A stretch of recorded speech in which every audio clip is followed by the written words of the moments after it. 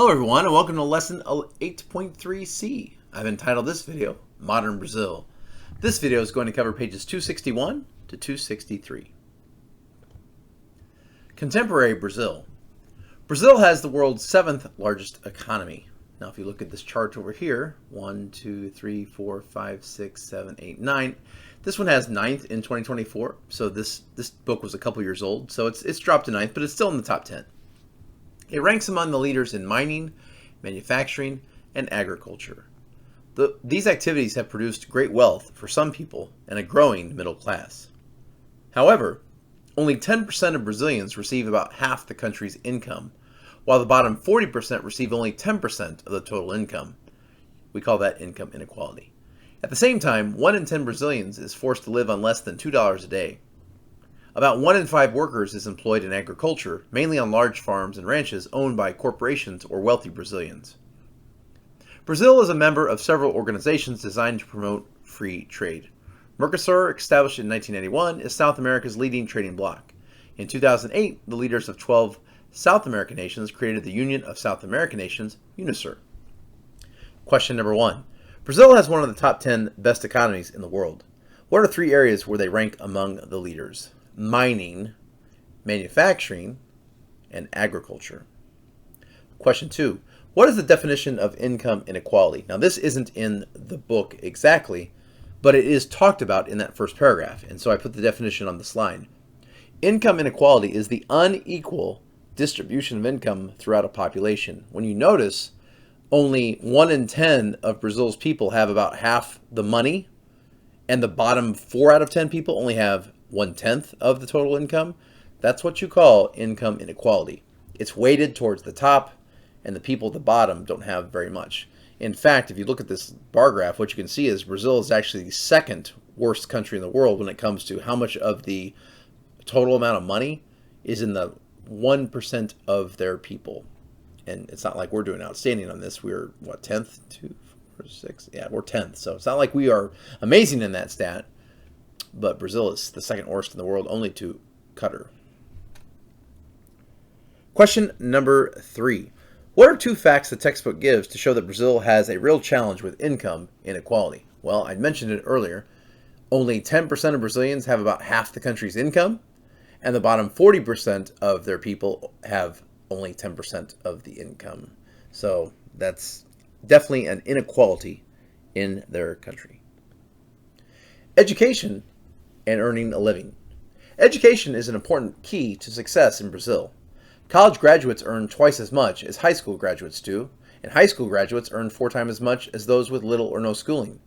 School is free up to age 17, yet 60% of Brazilians have only 4 years of schooling or less.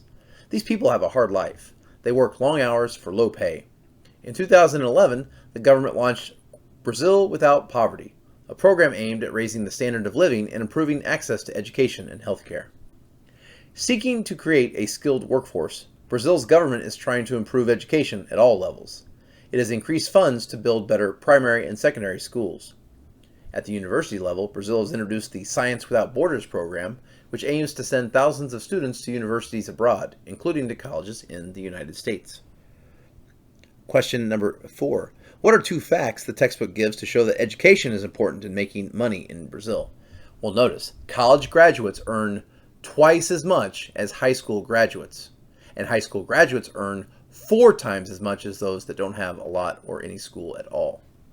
So those are definitely 2 big stats, and over here you can see the educational attainment chart shows you much the same thing. Question number 5. This is a thinking question. Some students in our school might complain about having to go to school. For the 60% of Brazilians that have only 4 years of school or less, the book says that they, quote, work long hours for low pay. What I want you to think about is this question. What part of working long hours for low pay sounds good to you? And jot down what your thoughts are for that. Connections and challenges. Improving citizens' quality of life is just one of the challenges facing Brazil. The government is sponsoring a program to colonize the country's sparsely populated interior. Several highways have been built across the country. The most important is the Trans-Amazonica Highway from the coastal city of Recife to the border with Peru, and you can see that shown on this map. To relieve poverty and overcrowding, poor rural Brazilians have been offered free land in the Amazon if they will develop it. Thousands have followed new roads into the Amazon basin to take advantage of this offer. Question 6. What are some programs that the Brazilian government is offering to try to help improve their country? Well, they're trying to have this program where people move into the interior where the Amazon rainforest is, and they're trying to develop it.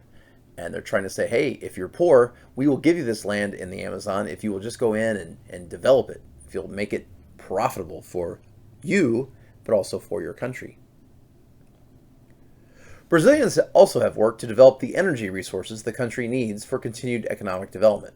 Large power plants along several major rivers use water power to produce most of Brazil's electricity, and I've shown you a picture of that on the right.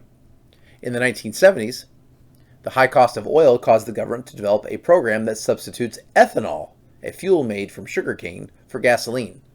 Recent discoveries of oil and natural gas off Brazil's coast provide the country with the energy it needs. So question number 7. How does Brazil create most of its electricity?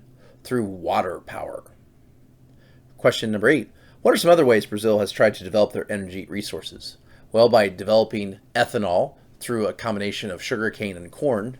That's where you can make gasoline out of biofuel, basically. You're growing crops to make energy. And then, of course, the oil and natural gas off of their coast is also something they're looking into. Environmental concerns. Programs to develop Brazil's interior have resulted in great concern for the future of the Amazon rainforest. Logging has long been a problem, as trees are cut down to sell as wood. The Trans-Amazonica Highway and other new roads have increased this destruction by making it easier to get into the rainforest and to get the logs out. The farmers, ranchers, miners, and other settlers the roads have brought into the region have become cause for even greater concern. About 15% of the rainforest is already gone, and the rate of its destruction has attracted worldwide attention. It's easy to think that good soils must lie underneath tropical rainforest. However, this is often not true. The heat and moisture of the area keep the nutrients in the biosphere, that is, in the living organisms, particularly the plants. As a result, the soil itself is poor. When the forest is cleared for farming, the soil cannot support crops. Question number 9. What are a couple of negative effects of the Trans-Amazonica Highway on the environment? Well, to build this highway, they had to cut down trees. And then because they're building a road to get into the Amazon rainforest, it's easier for other people to get into the rainforest and to cut even more trees down. So it's sort of a problem that can snowball. Number 10. With the development of Brazil, what has happened to about 15% of the rainforest in Brazil? They're gone. They're just wiped out. They've been cleared out, deforested. Question 11. Why is the soil under the tropical rainforest not as good for farming as one might think? Well, as the book mentioned, because of the heat and moisture of the biosphere, the nutrients stick with the plant and not in the soil itself. So the soil isn't really good for growing crops. Certainly not as good as you might think. Well, that is all I have for you today. Before we go, of course, I've got to have something for you. Here's a thought on deforestation. Did you just say yes to deforestation? Oh, Groot. Baby Groot. Thank you so much for watching, and have a great day.